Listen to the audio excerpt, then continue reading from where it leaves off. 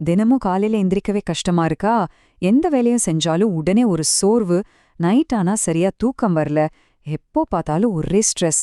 இதெல்லாம் நம்மள பல பேருக்கு அன்றாட வாழ்க்கையில நடக்கிற சாதாரண விஷயமா தெரியலாம். ஆனா இது சாதாரண விஷயம் கிடையாது. ஒரு மனிதன் தினமும் சாப்பிடுறான், வேலைக்கு போறான், வாழ்க்கை ரொம்ப நார்மலா போகுதுன்னு நினைக்கிறான். ஆனா அவனோட உடம்புக்குள்ள ரொம்ப ரொம்ப அமைதியா ஒரு பெரிய ஆபத்து வளர்ந்துகிட்டு இருக்கலாம். ஏன் எப்பவுமே இவ்ளோ சோர்வா இருக்கு?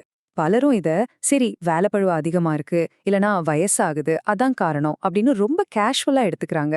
ஆனா நீங்க இத எக்ஸ்பீரியன்ஸ் பண்ணிருக்கலாம். இது நம்ம உடல் நமக்கு குடுக்கிற ஒரு மிகப்பெரிய வார்னிங் சிக்னல். இத மில்லியன்ஸ் ஆஃப் பீப்புள் இக்னோர் பண்ணிட்டு இருக்காங்க. உலக சுகாதார அமைப்போட ஆய்வுகள் படி பாத்தீங்கன்னா, உலகம் முழுக்க கோடிக்கணக்கான மக்கள் தங்களுக்கு இந்த பிரச்சனை இருக்கிறதே தெரியாம ஒரு பெரிய குறைபாட்டோட வாழ்ந்துகிட்டு இருக்காங்க. இது என்ன பிரச்சனைன்னு பார்க்கறதுக்கு முன்னாடி, இது போல யூஸ்ஃபுல்லான ஹெல்த் அண்ட் அவேர்னஸ் விஷயங்களை தொடர்ந்து பார்க்கணும்னா டிஆர் மித்ரா சேனலை சப்ஸ்கிரைப் பண்ணிக்கோங்க. இந்த பதிவு கண்டிப்பா உங்களுக்கு யூஸ்ஃபுல்லா இருக்கும், அதனால லைக் பண்ண மறக்காதீங்க.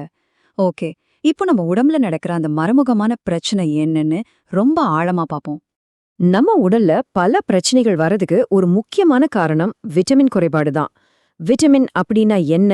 அது நமக்கு எனர்ஜி கொடுக்கிற பொருளோ இல்ல புரோட்டீன் மாதிரி உடம்ப கட்டுமஸ்தா மாத்திர விஷயமோ கிடையாது. இது ஒரு பெரிய ஃபேக்டரியில இருக்கிற சின்ன ஸ்விட்ச் மாதிரி இமேஜின் பண்ணிக்கோங்க.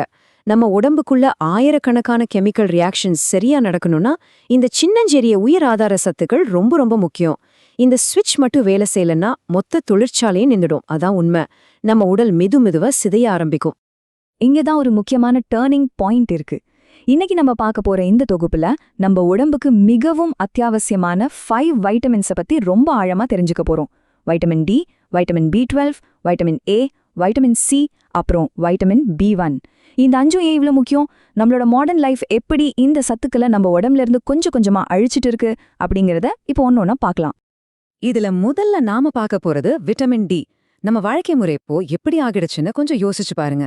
காலையில வீட்ல இருந்து ஏசி கார், அப்புறம் நேரா AC office, laptop, mobile screen, மறுபடியும் வீடு. நம்ம உடல் சூரிய ஒளிய ஆல்மோஸ்ட் மறந்துருச்சுன்னே சொல்லலாம். வெயில் கொளுத்துற நம்ம ஊர் மாதிரி நாடுகள்ல கூட இன்னைக்கு விட்டமின் டி குறைபாடு ரொம்ப ரொம்ப அதிகமா இருக்கு. நீங்க என்னதான் கால்சியம் அதிகமா இருக்கிற உணவை சாப்பிட்டாலும் அதை உங்க உடல் உறிஞ்சுக்கணும்னா விட்டமின் டி கண்டிப்பா தேவை. அது இல்லனா எல்லாமே வேஸ்ட்.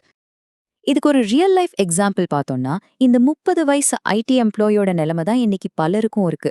தினமும் 10 மணி நேரம் கம்ப்யூட்டர் முன்னாடி வேலை, வெளியே போறதே இல்ல. கொஞ்ச நாள்ல கடுமையான உடல் வலி, மூட்டு வலி, மசில் வீக்னஸ் வருது. அவர் அது வெறும் ஸ்ட்ரெஸ்ன்னு நினைக்கிறாரு. ஆனா பிளட் டெஸ்ட் எடுத்து பார்த்தா சிவியர் வைட்டமின் டி டெஃபிஷியன்சி. உடனே யூடியூப்ல டிப்ஸ் பார்த்துட்டு நீங்களா ஏகப்பட்ட சப்ளிமெண்ட்ஸ் மாத்திரைகளை வாங்கி சாப்பிடக்கூடாது. ஓவர்டோஸ் ஆனா கிட்னி பிரச்சனை வரைக்கும் போலாம். அதனால சரியான மருத்துவ ஆலோசனை எடுக்கிறது ரொம்ப முக்கியம். அடுத்து பலருக்கும் குழப்பத்தை ஏற்படுத்துற ஒரு விஷயம் வைட்டமின் B12. இதோட அறிகுறிகள் ரொம்பவே வித்தியாசமானதுங்க. காரணமே இல்லாத சோர்வு, மயக்கம், ஞாபக மறதி, கை கால்ல ஒரு மாதிரி கூசுற உணர்வு, நடக்கும்போது பேலன்ஸ் தவறுது, சில நேரங்கள்ல டிப்ரெஷன் லைக் சிம்டம்ஸ், இப்படி பல அறிகுறிகள் இருக்கும். பலரும் இத ஓகே வயசாகுது இல்ல ஸ்ட்ரெஸ் அதிகமா இருக்குன்னு இக்னோர் பண்ணிடுவாங்க. ஆனா B12 நம்ம உடம்போட நரம்பு மண்டலத்தை பாதுகாக்கிற ஒரு மிக முக்கியமான வைட்டமின். இது ரொம்ப குறைஞ்சா நரம்பு பாதிப்பு பெர்மனண்டா கூட மாறலாம். இங்க பலரும் மிஸ் பண்ற பாயிண்ட் என்னன்னா, நான் ரொம்ப ஹெல்த்தியான வெஜிடேரியன் டயட் தான் சாப்பிடுறேன் அப்படின்னு பலரும் ஒரு இல்யூஷன்ல இருப்பாங்க.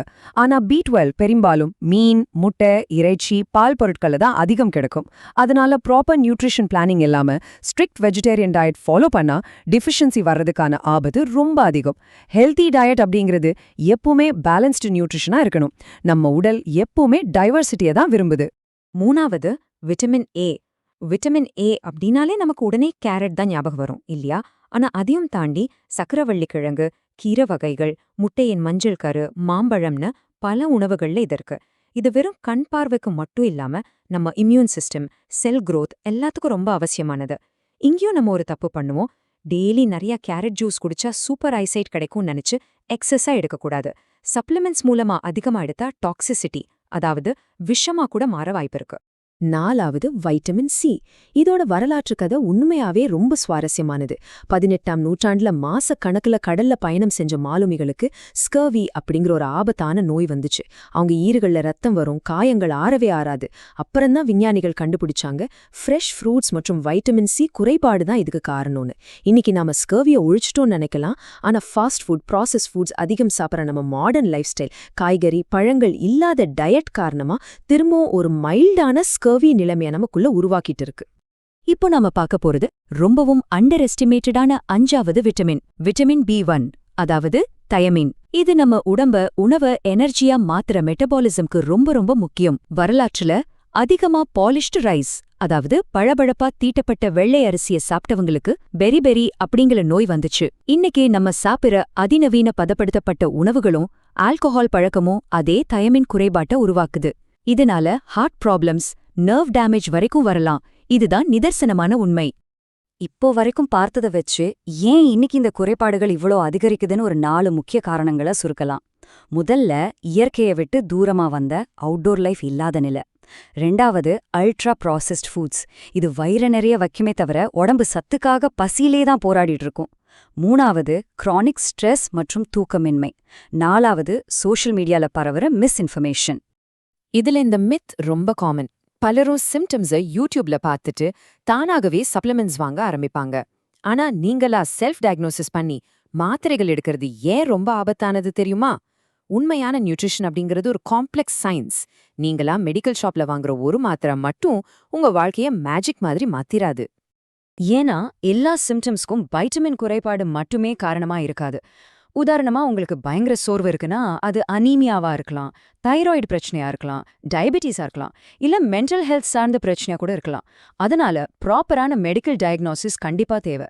சுய வைத்தியம் பல நேரங்கள்ல மிகப்பெரிய ஆபத்துல தான் முடியும். இப்போ எக்ஸ்பர்ட்ஸ் ஃபோக்கஸ் பண்ற ஒரு ரியல் லைஃப் சைக்காலஜிக்கல் ரியாலிட்டி என்னன்னா, பலரும் தங்களுக்கு ஒரு பெரிய ஹார்ட் அட்டாக் வர்ற வரைக்கும் இல்ல பார்வை பாதிக்கப்படுற வரைக்கும் ஹெல்த் மேல அக்கறை காட்டவே மாட்டாங்க. ஆனா முடிவுதிர்வு, ஸ்கின் சேஞ்சஸ், தசைப்பிடிப்பு, அடிக்கடி உடம்பு சரியில்லாம போறது மாதிரியான சின்ன சின்ன ஏர்லி வார்னிங் சைன்ஸை உங்க உடல் உங்களுக்கு கொடுத்துக்கிட்டே தான் இருக்கும். உங்க உடம்பு பேசுற அந்த சின்ன சத்தத்தை ஆரம்பத்திலேயே கவனிச்சு கேளுங்க. சரி, இதை எப்படி சரியா கையாள்றது? இதற்கான ஒரு தெளிவான ரெக்கவரி ரோட் மேப்பை பார்ப்போம். இதை ஸ்டார்ட் பண்ண ஈஸியஸ்ட் வே: 1, பல வண்ணங்கள்ல காய்கறி பழங்கள் சாப்பிடுங்க. 2, தினமும் மிதமான சூரிய ஒளியில கொஞ்ச நேரமாவது இருங்க. 3, ப்ராசஸ்ட் ஃபுட்ஸை முடிஞ்ச வரைக்கும் குறைங்க. 4, தேவைப்பட்டா ஒரு டாக்டரை கன்சல்ட் பண்ணுங்க. 5, ரெகுலரா ஹெல்த் செக்அப் பண்ணுங்க. மறுபடியும் சொல்றேன், சப்ளிமெண்ட்ஸ் அப்படிங்கிறது வெறும் சப்போர்ட் டூல்ஸ் தான், அது மேஜிக் பில்ஸ் கிடையாது.